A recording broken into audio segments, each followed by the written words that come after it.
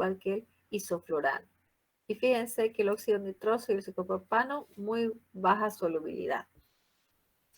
Bien, acá tenemos un cuadrito donde está más detallado, por ejemplo, lo que hablábamos del óxido nitroso, que se usaba como coadyuvante en la anestesia general, para anestesia en quirófano o también en salas de trabajo de parto, en quienes estaba contraindicado en pacientes con necesidad de ventilación, en oxígeno puro, neumotoras, enfisema, administración durante más de 24 horas.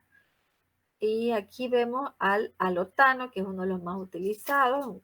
En otros países, bueno, les dije que ya no se lo está utilizando, ha sido reemplazado por el sevoflurano.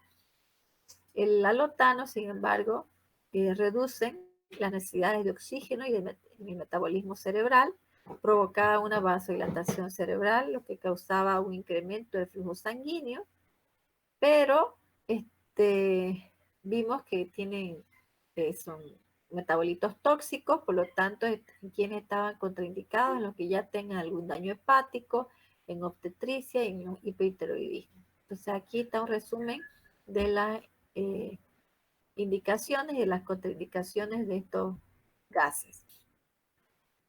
Bien, ahora vamos a ver a los anestésicos generales intravenosos.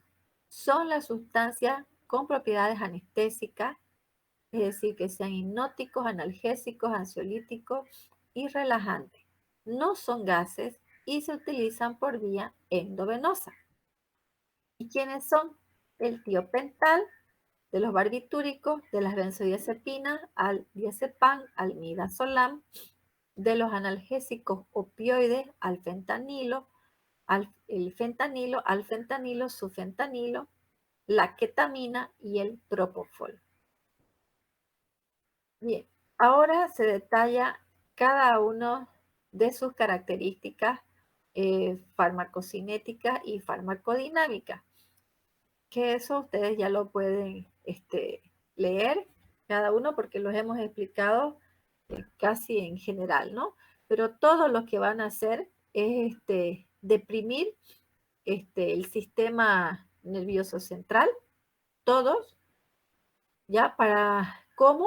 Reprimiendo la transmisión, eh, inhibiendo que los neurotransmisores puedan enviar la información al cerebro.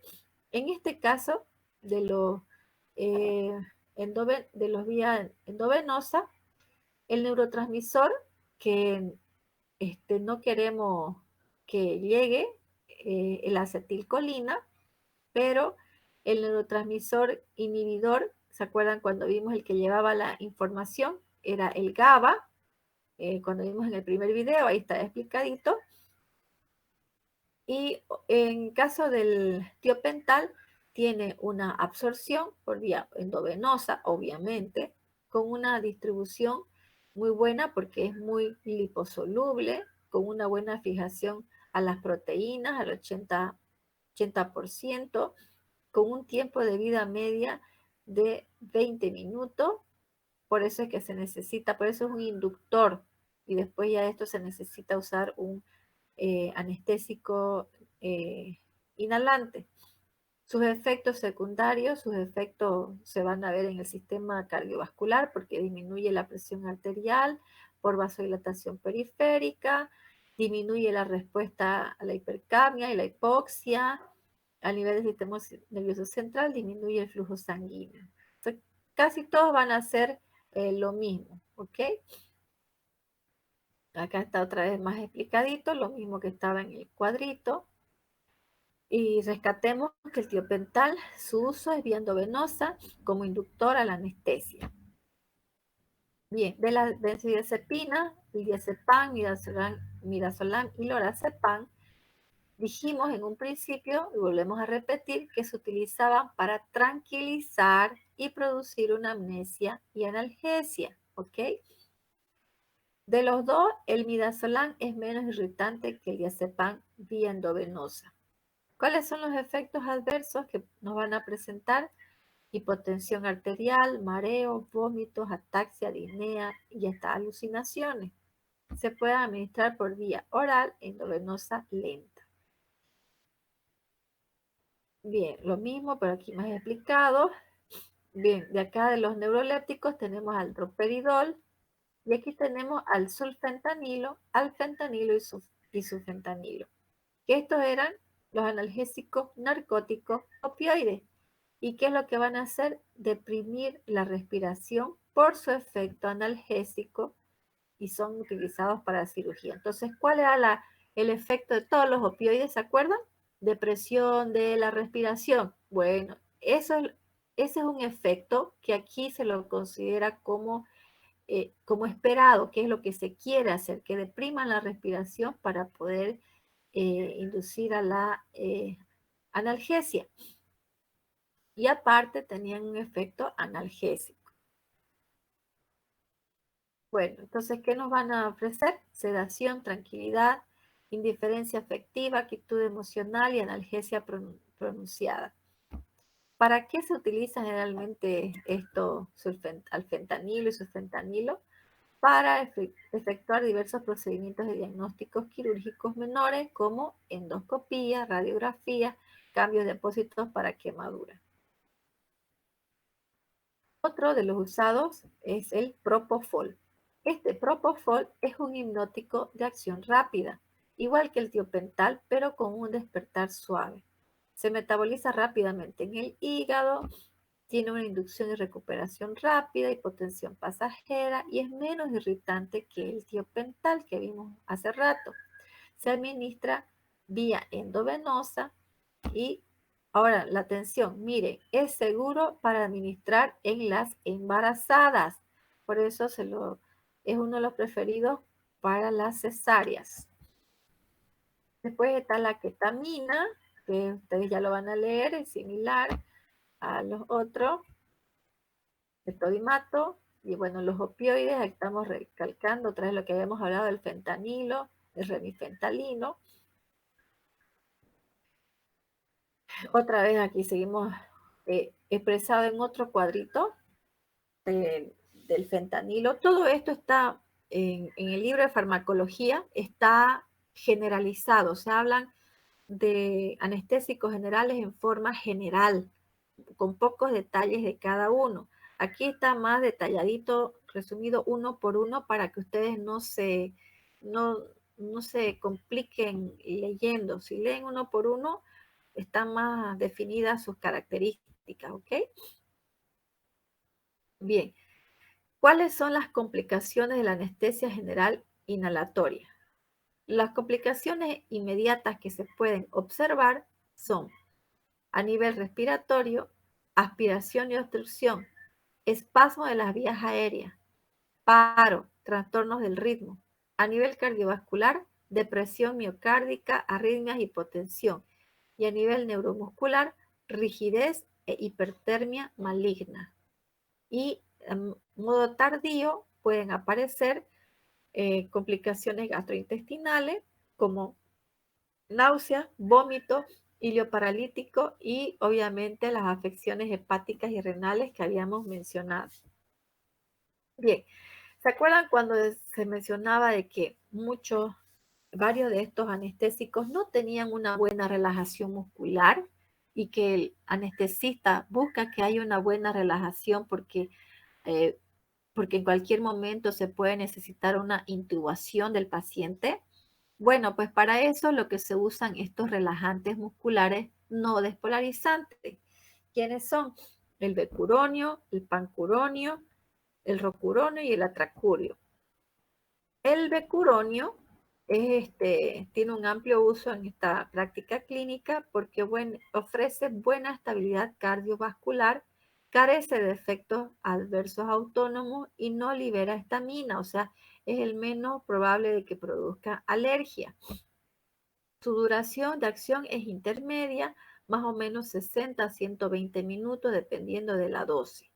Entonces, estos obviamente no queremos pues una relajación como la relajación que producen las tabletas cuando se toman vía oral, ¿no es cierto? No, estamos hablando de musculatura lisa para una correcta intubación. El pancuronio, este es también un buen relajante muscular, pero sí es metabolizado en el hígado y en casos del uso prolongado de este pancuronio, dependiendo de lo que dura una cirugía, puede producir disfunción hepática o renal, pero es uno de los relajantes que tiene una acción más prolongada, más que el becuronio, hasta 90 minutos puede durar. El rocuronio, ese tiene muy corta acción, solamente es 60 minutos. Y bueno, esa es la característica del rocuronio, que su nivel de acción es menos que los otros dos. Otro es el atracurio. Lo que tiene es que eh, tiene una metabolización más rápida que los otros, por lo tanto, no se puede usar en pacientes que tengan pues algún problema hepático o renal. Este sí desencadena liberación de histamina, por lo cual también hay una mayor probabilidad de que el paciente pueda presentar alergia. Sobre todo se tiene precaución en el uso de los pacientes que sean asmáticos. Bien, estos que vimos eran relajantes musculares no despolarizantes. Ahora, un relajante muscular despolarizante es la succinilcolina. Esta succinilcolina viene en ampollitas para uso endovenoso y produce una despolarización sostenida de la placa motora por acción competitiva con la acetilcolina, puesto que la acetilcolina es otro neurotransmisor, ¿no ve? Que lo vimos al principio. Hasta que no se metabolice la succinilcolina, no se produce la repolarización ni existe la posibilidad de una nueva contracción. El resultado es que tras las faculaciones se produce una relajación muscular completa. Este ofrece una relajación muscular completa. Tiene un inicio rápido, más rápido que los relajantes anteriores que vimos. A los 30-60 segundos ya empieza su acción, aunque sea corta, generalmente dura 10 minutos, pero el efecto es más rápido. Entonces, para los casos más de emergencia. Ahora, el uso de estos gases, de todos estos anestésicos para inducir una anestesia general, trae muchos riesgos y ustedes ya los han debido escuchar, ¿no es cierto? Y a veces deben tener miedo. Pero las tragedias generalmente van asociadas a los anestésicos cuando se deben a alguna falla o un error evitable por parte del anestesiólogo al no saber lo que debería saber o al no aplicar un criterio razonable. Es decir, que todos los accidentes que ustedes hayan escuchado son accidentes prevenibles porque es el anestesiólogo el que debe conocer y manejar todos estos anestésicos de la manera correcta. Por eso, si se dan cuenta, no son muchos medicamentos. El médico, cuando va a hacer la cirugía, debe proporcionar al anestesiólogo las características del paciente y ellos son los que ya van a decidir sus anestésicos a usar. No son muchos, pero deben ser estudiados bien a profundidad por parte de ellos. ¿Ok? Bien, ahora ya vimos a los anestésicos generales. Y se acuerdan que habíamos hablado de que habían diferentes tipos de anestesia, ¿no es cierto? Hablamos de la general, ahora vamos a hablar de la local y con eso vamos a terminar.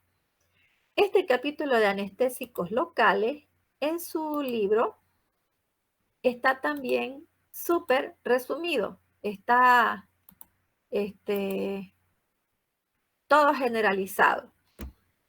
Aquí está más detalladito, está bien explicadito, paso por paso. Doctora, Dígame. ¿será que nos podría dar unos 10 o 15 minutos de receso para poder asimilar también el contenido que va a venir en este nuevo tema, por favor? Bueno, aunque está ligado a los anestésicos generales, ¿no? Por si acaso. Pero si Sí, quieren ir a tomar algo, vayan. Les doy 10 minutos, dando de ahora. por favor. Ya, vayan. Gracias. Ok, los espero aquí. Aquí voy a estar. No me voy a ir a ningún lado.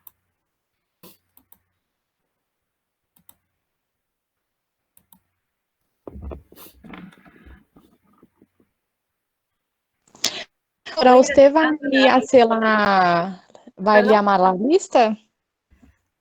Sí, voy llamando a la lista mientras tanto, mientras Sí, descansamos, ¿ya? Espera un ratito porque en mi lapicero. tengo otra clase daqui a 10 minutos.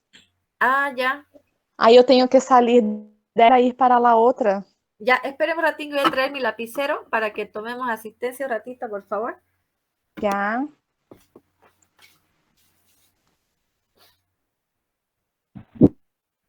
Também tenho classe.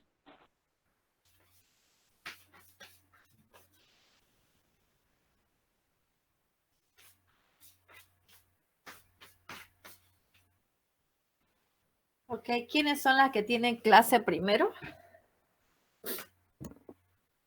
Eu, doutora. Ok, nombre y apellido. Alves da Thalita. Talita, ahorita un ratito, por favor.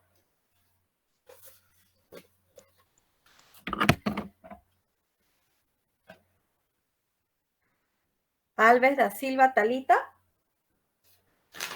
Sí. Ok. Después de esto, se las voy a pasar las diapositivas y también el cuestionario, la respuesta al cuestionario, para que vayan estudiando de ahí. ¿Ok? Talita. Doutora, uma pergunta. ¿Sí? Soy Abreu, ¿recibiste mi cuestionario? Abreu, a ver.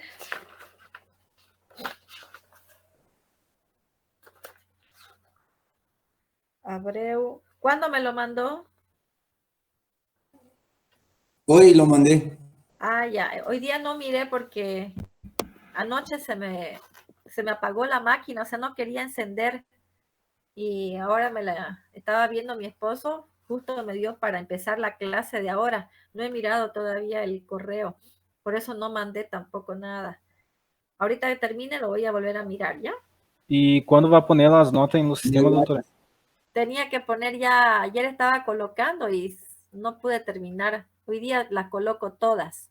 Pero no se preocupen porque están bien, los cuestionarios también están bien, solamente que se han equivocado en esas, la mayoría en esas dos preguntitas, en la número 1 y la 8, pero después están bien. Así que tranquilo por ese lado, van a tener buena nota para ensayar sus exámenes.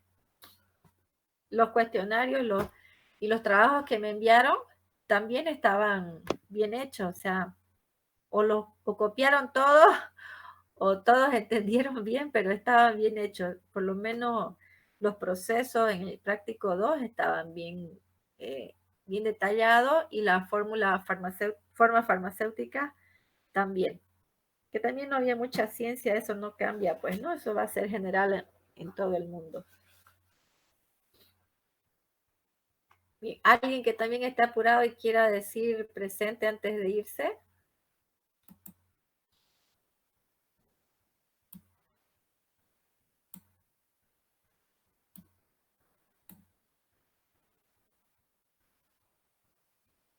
Bien, estoy anotando a los que pusieron acá en el chat presente, ¿ok? Por si acaso.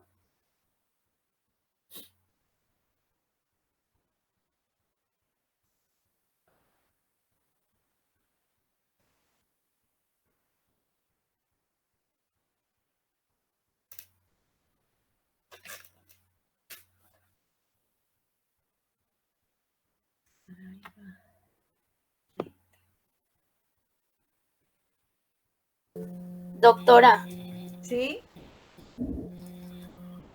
en esa pregunta de la 8 del AINE con propiedad gastrolesiva, según el grado, el que era más gastrolesivo era el ketorolaco, ¿no? Sí, pero la Porque pregunta es también, cuál porque era también más, el, cuál AINE no decía cuál es más gastrolesivo, solo decía cuál es gastrolesivo. Todos son gastrolesivos, toditos. ¿Se acuerdan que sí, dijimos? Inclusive los que vienen en cápsula blanda, los que vienen en jarabe, los que vienen inyectables, todos son gastrolesivos. ¿Por qué? A ver, ¿por qué entonces todos son gastrolesivos? A ver, recordemos, ¿no? ¿Quién se anima?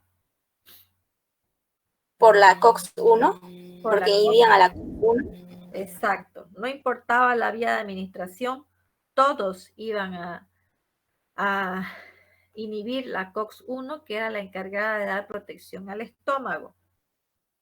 No importaba la vía de administración, toditos.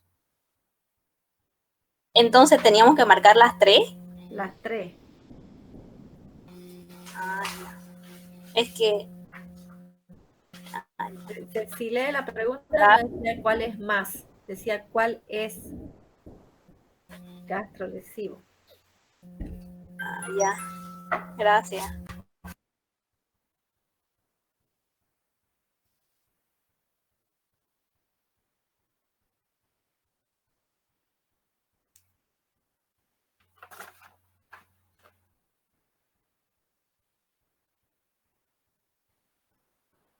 ¿Vieron las noticias? ¿Nos van a militarizar desde el martes? Sí, sí lo vi. A ver si no se alarga esto una semana más, ¿no? Parece que están con ganas de alargar.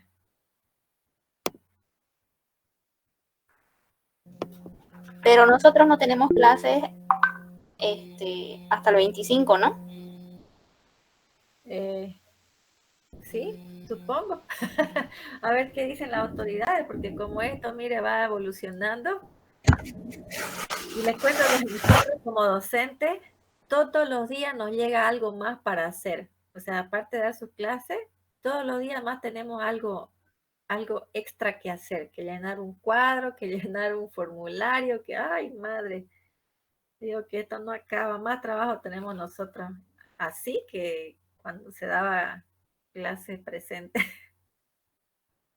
Doctora, pero si esto se alarga y tenemos el feriado del 1 de mayo, ¿podríamos entonces pasar clases el 24, a pesar de que supuestamente no se puede, para no retrasarnos más?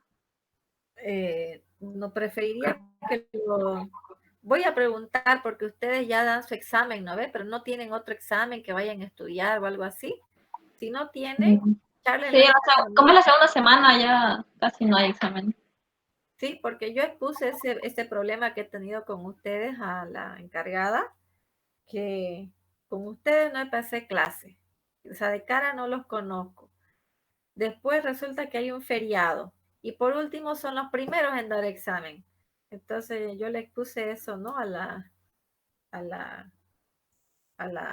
señorita, la jefa que me manda todas las órdenes a mí. Y parece que otro profesor igual tuvo el mismo problema, ¿no? Entonces yo creo que no nos irán a decir nada, que adelantemos una clase en ese día que ya ustedes no tienen examen. Pero consúltenlo primero ustedes internamente y díganme si van a poder o no. Por ahí alguien ve como ahora que tiene una clase recuperatoria o tal vez va a hablar con algún docente, no sé, por ahí se le cruza algo. Entonces, para no perjudicarse tampoco, ¿no? Lo hablan y me avisan. Bueno, mientras más rápido, Doctora, por favor. ¿Sí? yo no estoy informado de las noticias. ¿Cuáles las noticias que hay? Que van a militarizar Santa Cruz desde el día martes. O sea, van a estar los militares en la calle controlando que nadie se mueva porque en este pueblo la gente no entiende que no tiene que salir. ¿Sabe por qué? ¿A raíz de qué? Porque a raíz de lo que pasó en Montero, según que estaba rebalsando ese hospital de Montero, no hay respiradores allá y se cree que ha habido mucha afluencia de gente de Montero hacia aquí, de aquí hacia Montero. Entonces quieren contener, por eso es que creen que se vaya a prolongar unos días más aquí la cuarentena y por eso nos van a militarizar, porque por esos cuantos irresponsables todos vamos a pagar el pato. Entonces, a partir del martes ya no se puede salir. No, definitivamente no, va a ir preso. Pero ¿es oficial eso, doctora? Sí, sí, porque salió antes 5 de que empiece la clase. Estaba justamente hablando el gobernador y la alcaldesa. Y... Ah, ya. Pero ni con el número de carnet. Yo creo que sí, nos van a dejar salir ese día con el número de carnet, pero obviamente va a ser controladísimo, ¿no? Lo que pasa es que por eso el orden, por el carnet, había muchos, le cuento, yo conocí, que por eso se salían y iban a todos lados, o sea, iban al súper, iban al mercado, iban a ver a un lado, iban a ver al otro, o sea, se la pasaban paseando, no entendían de qué es ir, comprar y volver. Y eso es lo que, este día nomás el jueves que me tocaba salir a mí ayer, tuve que ir al banco y yo vivo por el centro. Mira, había cualquier cantidad de movilidades y gente caminando hartísimo por el centro. Yo me quedé asombrada porque no creo que todos tengamos la misma terminación de carnet de identidad, qué coincidencia. Y yo creo que eso es lo que ha molestado a las autoridades, pues no, que no hagan caso y van a tener que usar la fuerza para hacerlos entender. Ese es el detalle. Y claro, obviamente ha surgido eso con lo que está pasando en Montero, que el hospital está, no tiene ahorita la capacidad y está rebalsando de pacientes sospechosos. No, todavía no se habla de confirmados, pero era hasta la noche, ayer en la noche, era increíble. Parece que la gente se asustó y todos corrieron en masa al hospital y entonces los profesionales estaban en jaque allá. Por eso quédense en sus casas, chicos. Creo que relativamente estamos mejor que aquí que en Brasil, ¿no? Porque lo que he leído es que el presidente no quiere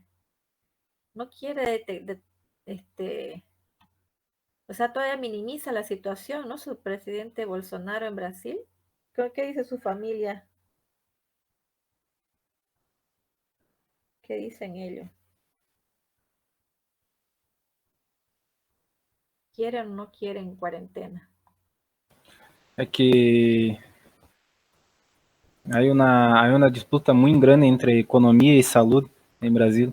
E Bolsonaro pensa em la economia do país. Então se quer que volve tudo ao normal, Sí. pero não sei, não sei que é. Há uma pelea muito grande entre saúde e economia no país. Sí, ¿no? Há muitas opiniões divididas e não sei o que vai passar. Está grave porque yo leía un artículo ayer de justamente de un cumpleaños, ¿no? Que celebraron en Sao Paulo el 14 de abril, una familia solamente entre hermanos y sobrinos directos, ni siquiera llamaron a personas de afuera. Y de ahí casi todos estuvieron contagiados de coronavirus y 2 hermanos fallecieron, siendo que uno de ellos decía que era deportista, que corría, que trotaba, que manejaba bici. En fin, la señora, la que falleció, tenía diabetes e hipertensión, pero el hermano de ella no tenía, según lo que decía en la noticia, era una persona saludable que practicaba deporte. Entonces, y los demás tenían síntomas, pero leves. Ese es el detalle, que, o sea, eso es lo que se pone en balanza, ¿no? ¿Cuánto cuesta la economía de un país? ¿Qué vida está a sacrificarse? No, yo no quiero que sacrifique a mi papá, ni a mi tía, ni a mi hermana. Ese es el Claro. detalle.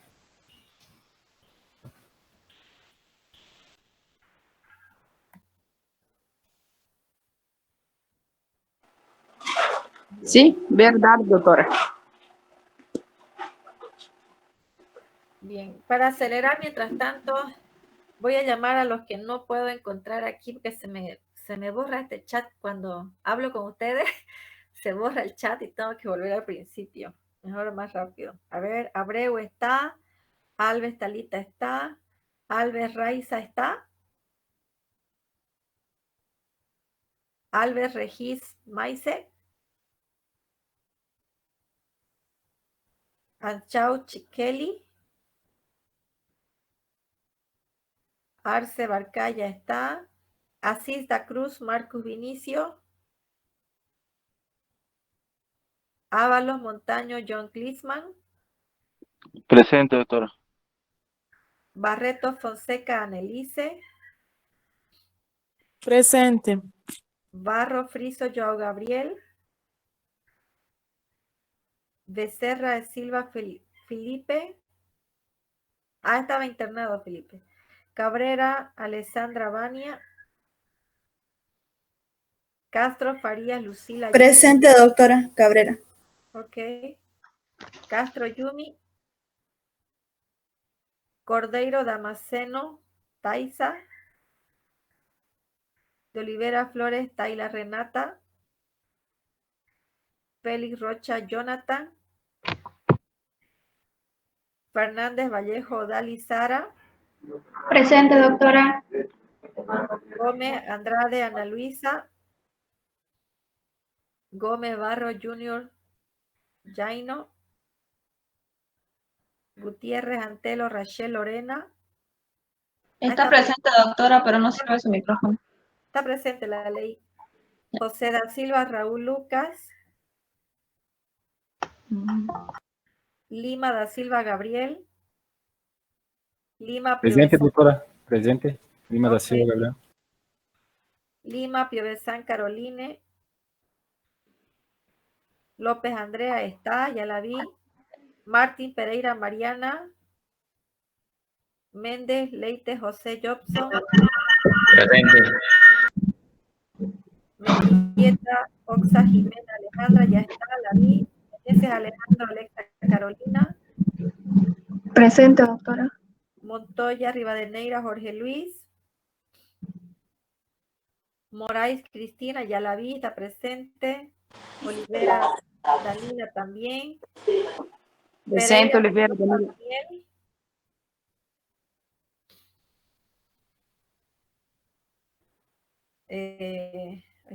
Richard Oliveira Mateus. Él estaba con problema de internet, me dijo. Rivera Charosí Pedro Luis. Rodríguez de Nacimiento Giselma. Presente. Romero ya la vi, está presente. Saraiva también. Serrao Meneses Keturín.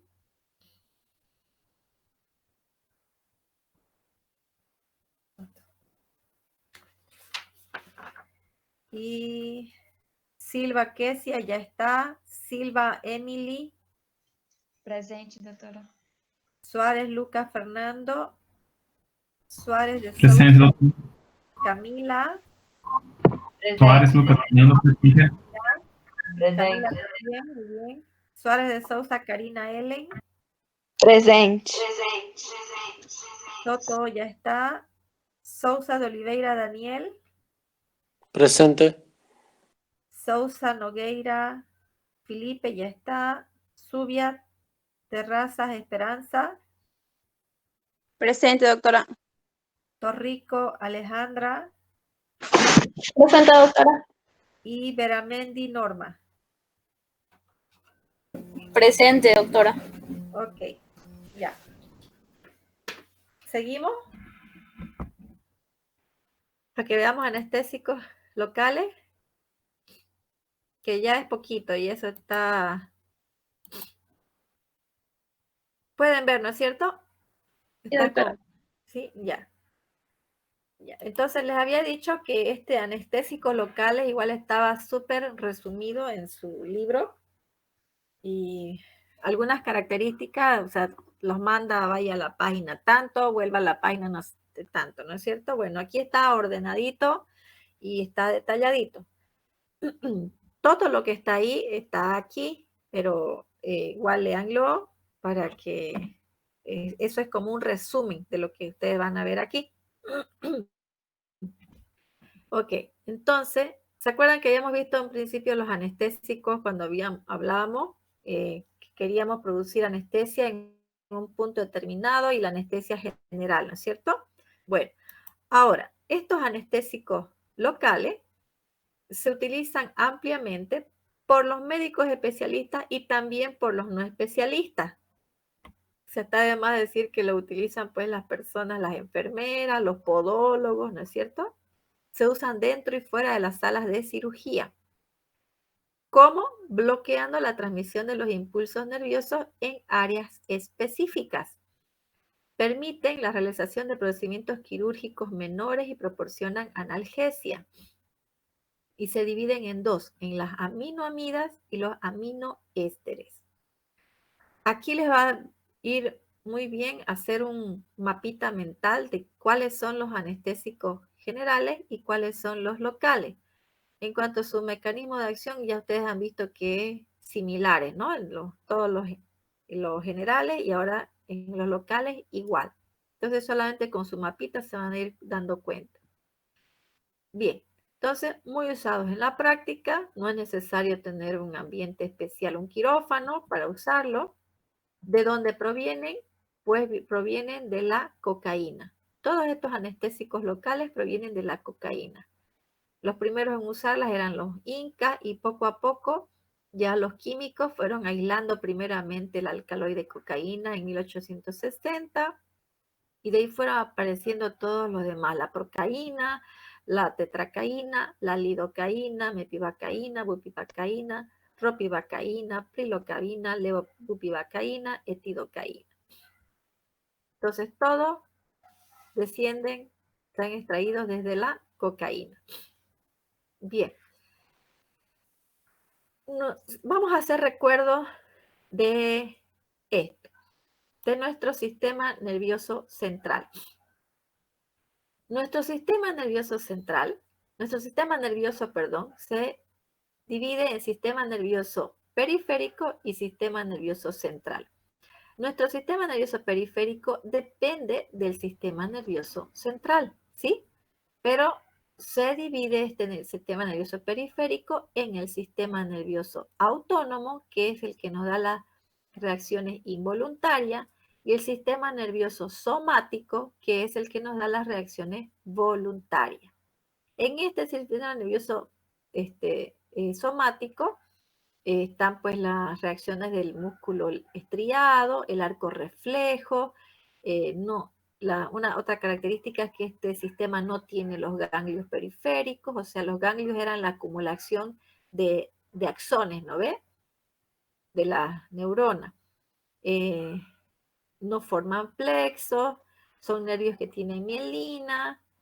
Bueno, y del sistema nervioso autónomo, que deriva nuestro sistema nervioso periférico, el encargado de las reacciones de los actos involuntarios, se divide también en dos, en el sistema nervioso simpático y en el sistema nervioso parasimpático.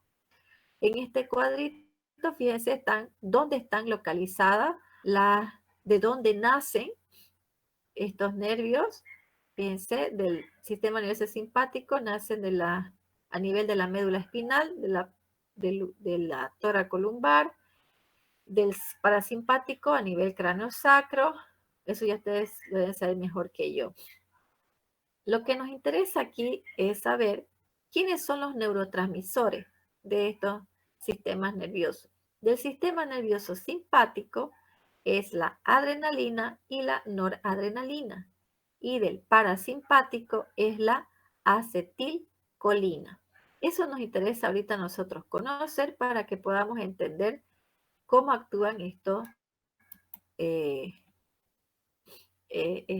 anestésicos. Bien, entonces aquí está explicadito. El sistema nervioso periférico comprende los nervios sensitivos, motores y mixtos, que estos hacen llegar sus estímulos al sistema nervioso central. Por tanto, las drogas que actúan sobre el sistema nervioso periférico pueden afectar la sensibilidad o motilidad. Este es el cuadrito que les mostré y aquí está detallado lo que les he explicado, está detallado en palabras. Bien, veamos nuestro arco reflejo. El que habíamos mencionado aquí en el sistema nervioso somático, ¿ve? Arco reflejo. Bien, ¿En qué consiste? Primero, tenemos la acción del traumatismo, ¿sí? El que nos lastima, el que nos pincha, el que nos quema, o sea, que nos produce dolor. Entonces, ¿qué pasaba? Se transmite esa información química a través de nuestra neurona aferente, es decir, el que sube, y llegaba hasta la médula espinal, ¿sí? Ahí hacía conexión, ¿se acuerdan? Con otras neuronas para llevar la información hasta el cerebro y luego el cerebro bajaba la información, ¿sí? Entonces, bajaba la información por la neurona eferente. Bien, ese mensaje que llevaba es el que después nos hacía responder, en el caso al estímulo, por ejemplo, que era retirar. Vamos a retirar la mano. ¿Por qué no? Porque nos produce dolor. ¿Ok? Ese es el arco reflejo. A eso se refiere. Aquí tengo un videíto de cómo actúan los anestésicos locales, es lo mismo que les he explicado, pero está detalladito. Y ustedes ya lo pueden ver, igual que el otro, es cortito y lo pueden ver con calma. Bien, pero sigamos. Bueno, entonces, todos esos impulsos, ¿se acuerdan? O sea, estamos ya repitiendo lo mismo que vimos en opioides y lo mismo que vimos en anestésicos generales. ¿Cómo se transmiten esa información? Gracias a nuestros transmisores, ¿sí?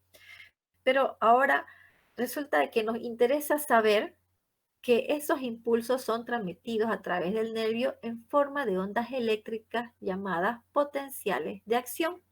Esas son nuestras neurotransmisores y vamos ahora a llamarlos potenciales de acción.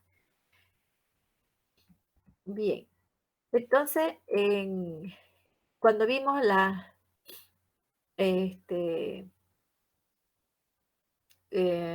el segundo video también se hablaba de lo que era la transmisión a través de los nodos, ¿no es cierto? Los nodos eran donde se producían las concentraciones máximas de los canales de sodio, si se acuerdan que también se mencionó en el primer video que vimos.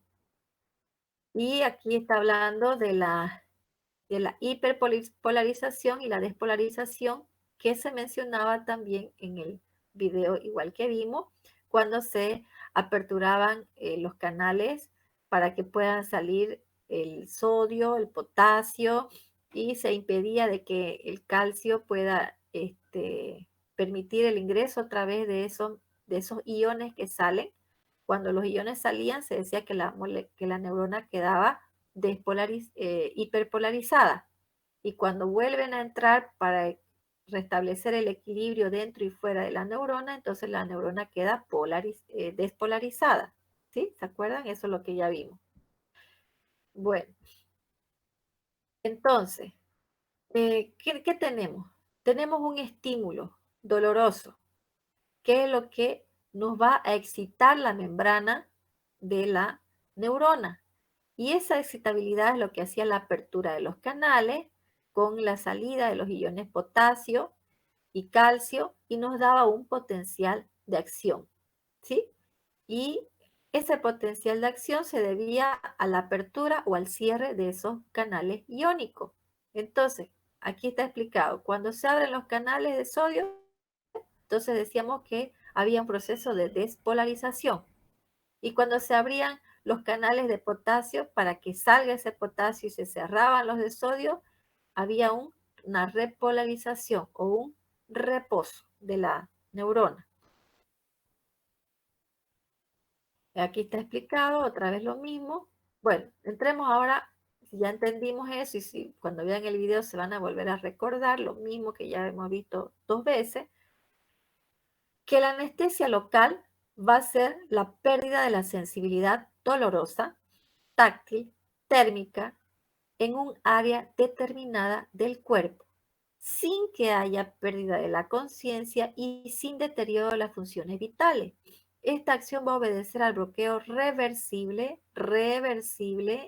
y muy importante, de los impulsos aferentes, lo que acabamos de ver, de las que llevan la información, desde la piel, mucosa y músculos hasta el sistema nervioso. Entonces, todo lo que vimos está resumido aquí.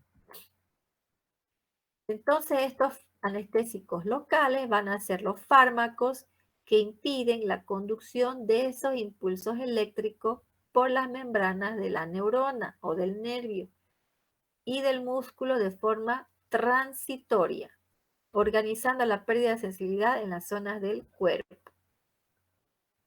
Bueno, ya otra vez está el mecanismo de acción, está repetido lo que ya acabamos de hablar. Aquí otra vez está el impulso eléctrico que acabamos de mencionar. Bien, veamos entonces, ¿cuáles son las propiedades deseables de los anestésicos locales? Que tengan baja toxicidad, que no sean irritables, que sean efectivos en tejidos y mucosas, que duren con un tiempo adecuado y que no causen un daño permanente. La velocidad, la intensidad y la duración del anestésico va a depender de la concentración aplicada del anestésico, del sitio donde se aplique, del volumen que se administre, de la potencia del anestésico, de la velocidad de difusión del anestésico local, que esto está relacionado con la vascularización, y de la degradación metabólica del anestésico. Todos estos anestésicos tienen una estructura química que consiste en un anillo aromático, una cadena intermedia y una amida final que puede ser secundaria o terciaria, y de ahí lo que se dividen en si son ésteres o amidas. Los ésteres son la cocaína, procaína, tetracaína, benzocaína, y las amidas, lidocaína, prilocaína, bupivacaína, tidocaína, mepivacaína y ropivacaína. Según su potencia y duración del efecto, se pueden clasificar en los que tienen baja potencia y corto efecto, es decir, que solo duran máximo 1 hora, la procaína y la benzocaína. Los intermedios, que duran entre 1 a 2 horas, la lidocaína, mepivacaína, prilocaína.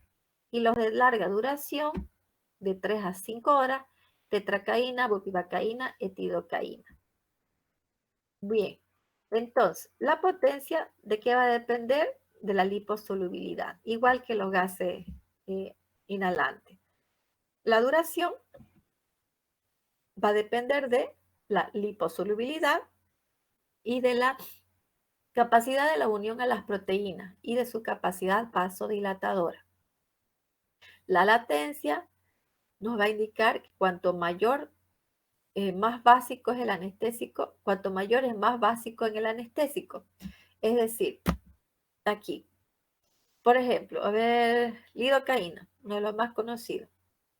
Fíjense, tiene una potencia relativa de 2 solamente. ¿Quién es más potente de todos? Fíjense, la bupivacaína. Y nuestra lidocaína solamente 2. ¿Quién es más lipofílico? Miren, la bupivacaína 30 y la lidocaína 3.5, nada más. Su latencia en minutos de la bupivacaína es 5 minutos y de la lidocaína es solo 3. Entonces está ligado a la lipofilia. Y su duración, la bupivacaína de 6 a 8 horas y la lidocaína solo de 1 a 2 horas.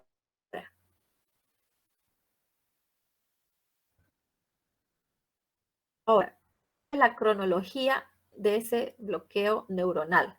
Ustedes administran el anestésico y primero aumenta la temperatura cutánea por una vasodilatación. Luego hay pérdida de la sensación de temperatura y alivio del dolor. Luego, pérdida de la sensación de tacto y presión. Por eso es que van tocando, ¿no ves? ¿Te duele? ¿Siente algo? Y pérdida de la motricidad con un bloqueo de la fibra. Bueno, y la reversión de este bloqueo se produce en el orden inverso, o sea, al revés.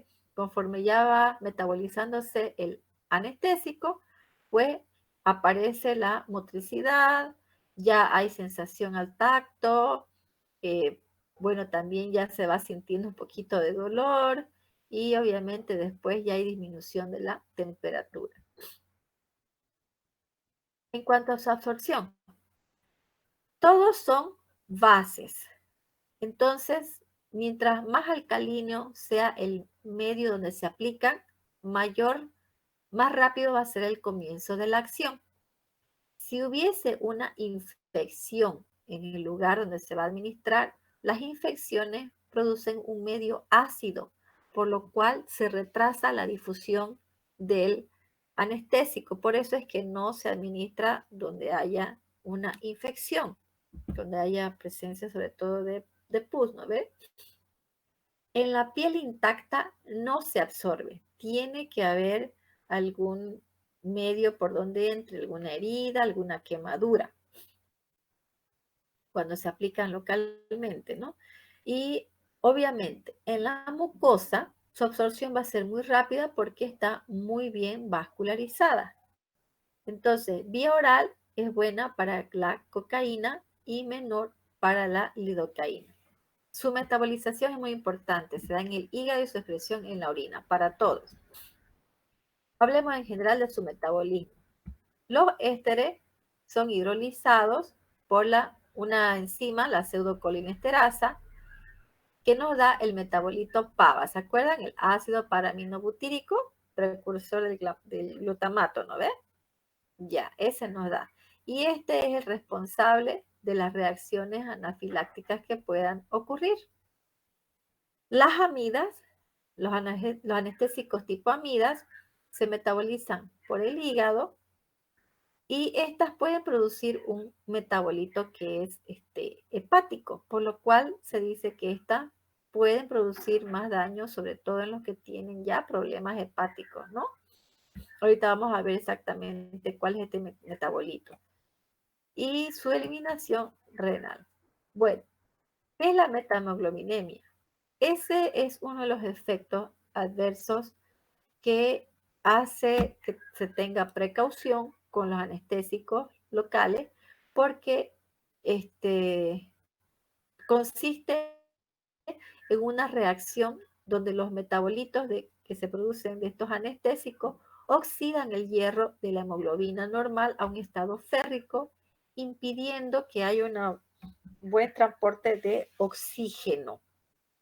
Generalmente esto se da más con la prilocaína, aunque también se ha dado con la articaína y la benzocaína. Otra vez he explicado aquí lo que hemos hablado. Y veamos. Se pueden administrar junto con los anestésicos locales un vasoconstrictor. ¿Quiénes son estos? Son drogas que comprimen los vasos sanguíneos para controlar mejor la perfusión de los tejidos. Entonces, ¿qué es lo que se busca con estos vasoconstrictores? Disminuir la perfusión, retardar la absorción del anestésico local en el sistema cardiovascular, disminuir el riesgo de la toxicidad, disminuir el sangrado. Y mientras mayor sea el volumen de anestésico local, entonces se mantiene mayor tiempo en la periferia de los tejidos. ¿Quién es este? El que más se usa es la adrenalina. Ese es el más usado. ¿Para qué? Porque ya dijimos, para que dure más tiempo la acción del anestésico local. ¿Con quiénes se aplica entonces más? Con los que tienen pues duración intermedia o corta, como la procaína, lidocaína y mepivacaína. Los que tienen de acción larga, de 3 a 5 horas, no necesitan usarse con esta adrenalina. Bien, entonces, ¿dónde no se deben administrar esta combinación? En zonas que sean pues muy irrigadas, ¿no? Dedos, manos, pies, lengua, punta de nariz, pabellón auricular, glande. Porque la vasoconstricción prolongada que va a producir la asociación de estos dos va a ocasionar una lesión hipóxica irreversible en la célula, lo que puede llevar a una necrosis tisular y a una gangrena. ¿Cuáles son los efectos colaterales de todos los anestésicos locales? Pues todos van a ser, una vez que son administrados, todos son absorbidos. Raro raro es el que tarda en absorberse y pueda presentar alguna de estas reacciones. Uno que son cantidades pequeñas y otros que son localizadas, ¿no es cierto? No en general. Entonces, va a depender mucho de dónde se administró y de la cantidad que se administró y cómo es, y la capacidad que tenga el cuerpo para metabolizar ese anestésico.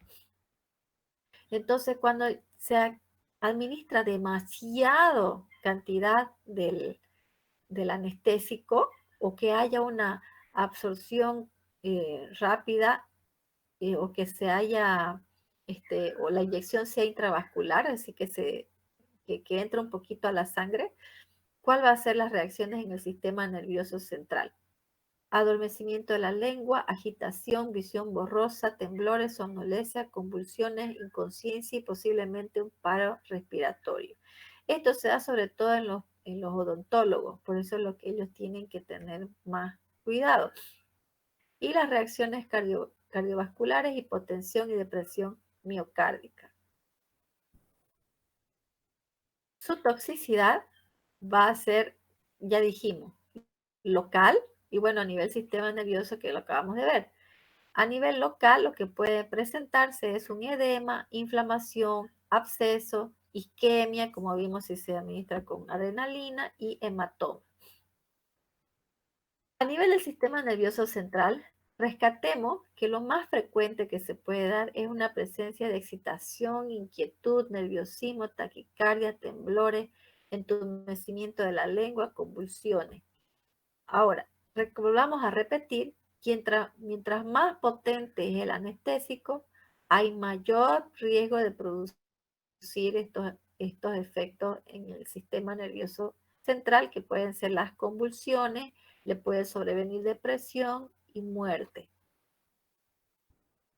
A nivel del sistema cardiovascular, el sitio primario de acción es el miocardio. ¿Se acuerdan que habíamos, no mencionamos todavía, que la lidocaína se puede usar como antiarrítmico? Bueno, también es una de las razones, porque su primer sitio de acción es el miocardio y puede producir una pequeña depresión cardíaca, una vasodilatación arteriolar. Y algunos de los efectos se pueden ser resultados de la administración accidental del anestésico en la vena, sobre todo si tiene adrenalina. Bien, el bloqueo neuromuscular que vamos a producir con el anestésico local es lo que va a afectar la unión neuromuscular y los ganglios autónomos. Entonces, ¿qué vamos a obtener a nivel del músculo liso? Relajación del músculo liso vascular y bronquial y que pueden producir disminución de la contractilidad intestinal. Entre las reacciones de hipersensibilidad, los de tipo éster son los responsables de que aparezca la alergia. Ya vimos por qué se originaba el ácido, el paraminobenzoico.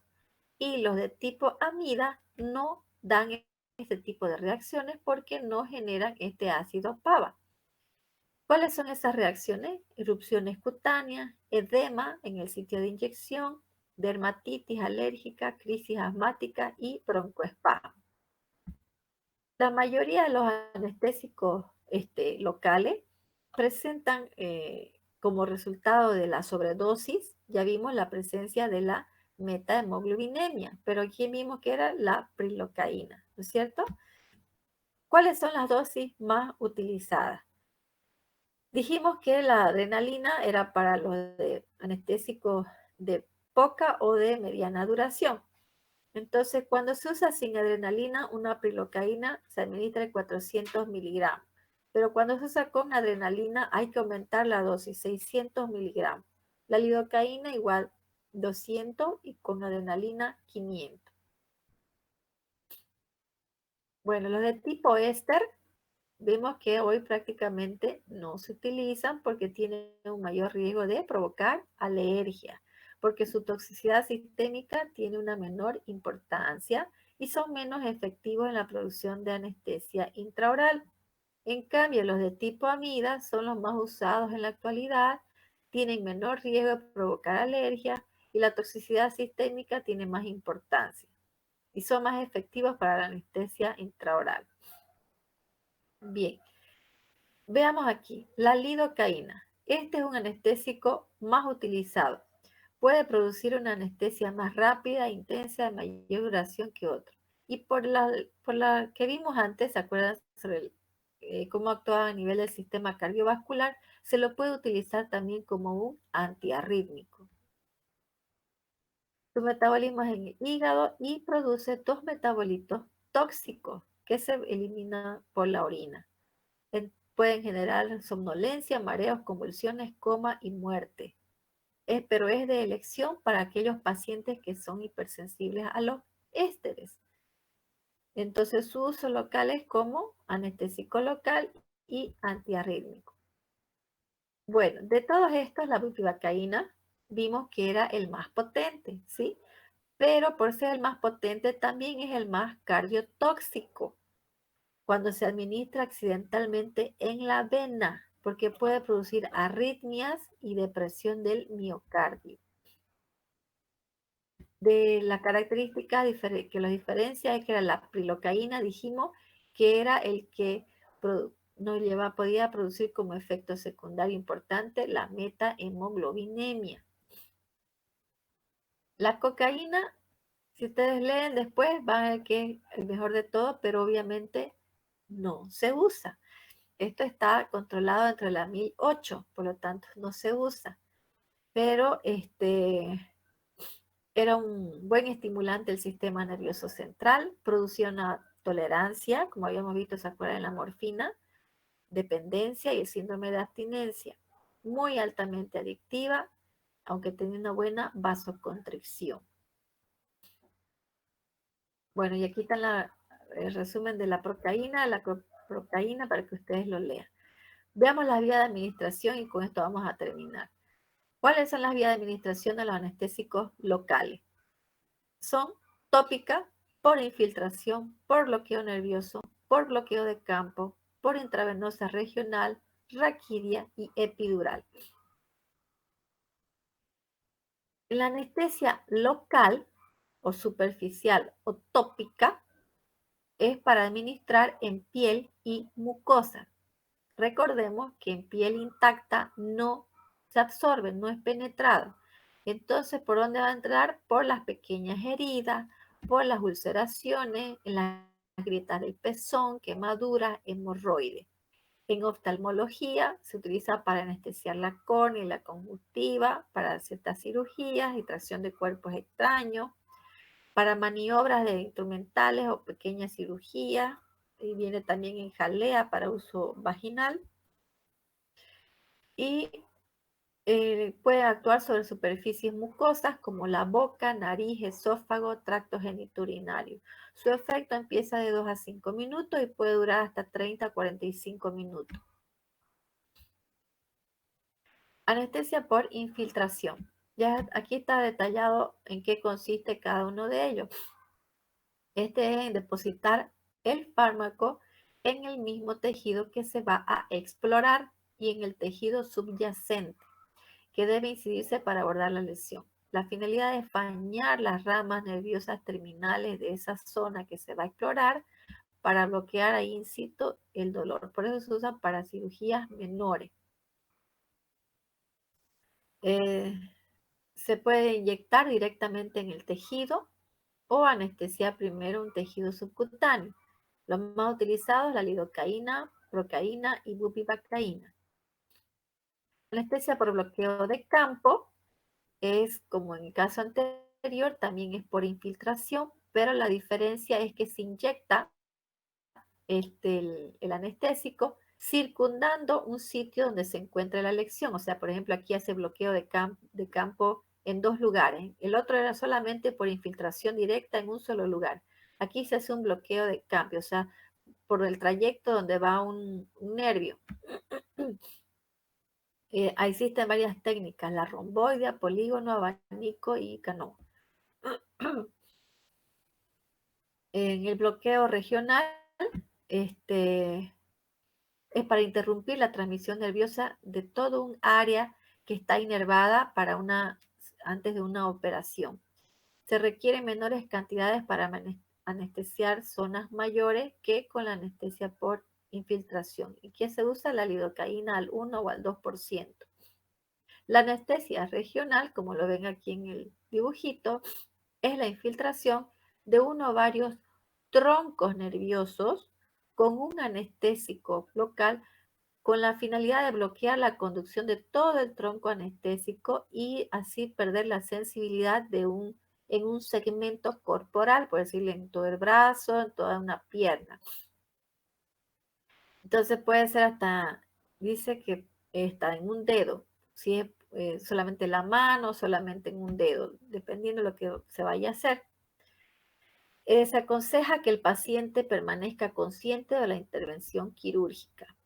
La anestesia epidural, esta se bloquean los nervios raquídeos en el espacio epidural, aquí está la fotito, a nivel de la segunda vértebra lumbar, situado entre la dura madre y el conducto raquídeo. ¿Y qué se usa? El clorhidrato de lidocaína. Y da una insensibilidad que dura unas 2 horas. Y la espinal, la anestesia espinal o raquídea, es la inyección en el espacio subaracnoideo. ¿Ven? Lo de pensarlo me hace recuerdo a mi cesárea y me duele. Entonces, en la anestesia raquídea, el anestésico se administra en el espacio subaracnoideo. Hay que perforar para eso la dura madre y el aracnoide y se introduce el líquido mezclándose con el líquido cefalorraquídeo. La anestesia local está indicada en todos los casos que sea necesario bloquear la sensibilidad de un área limitada, ya que para realizar alguna intervención quirúrgica de menor envergadura, como por ejemplo suturar una herida, realizar una exéresis es extraer una muestra de tejido de una pequeña tumoración superficial o tomar muestras superficiales para biopsia. La anestesia puede ser truncular, infiltrativa o tópica. La truncular es la que más conocida, ¿no? La que se usa para los dedos, las manos, para extraer un uñero. La infiltrativa es cuando se inyecta en el tejido subcutáneo, por donde pasan terminaciones de nervios para interrumpir ahí el impulso nervioso, como dijimos, para extraer alguna muestra. Aquí, por ejemplo, dice para tejidos, orejas, pies, nariz y pene. Y la tópica, bueno, pues es para aplicar en las mucosas, ¿no? Y tiene sus efectos anestésicos momentáneos por contacto. Generalmente se utilizan para la conjuntiva, la faringe, para tratar las aftas, las encías de los bebés y para hacer algún estudio en la uretra y en la vagina.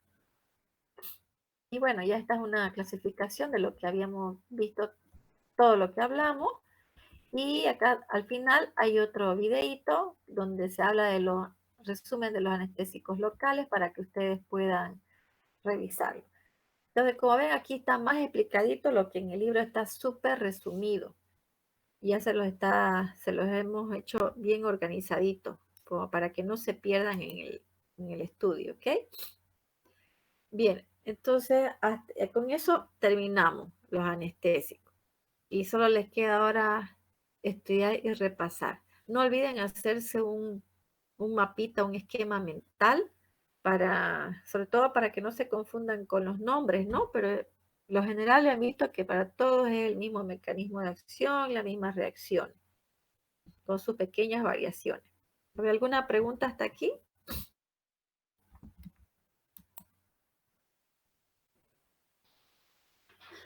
¿No? ¿Están todos vivos? ¿Entendieron todo o están todos durmiendo ya? Tranquilo, ¿Todo claro? tranquilo, sí. Ya. Tranquilo, doctora. Ok, chicos. Bueno, ahí les dejé los videitos. Cualquier duda que quieran hacer, me lo pueden hacer por correo o por WhatsApp con sus encargadas, ¿bien? Alguien que no haya estado cuando tomé lista, por si acaso, ya tomé lista, que quiera decirme, me lo pone en el chat. Cualquier cosa. Yo no estaba. a ver. Kellyanne Chao, ¿ok?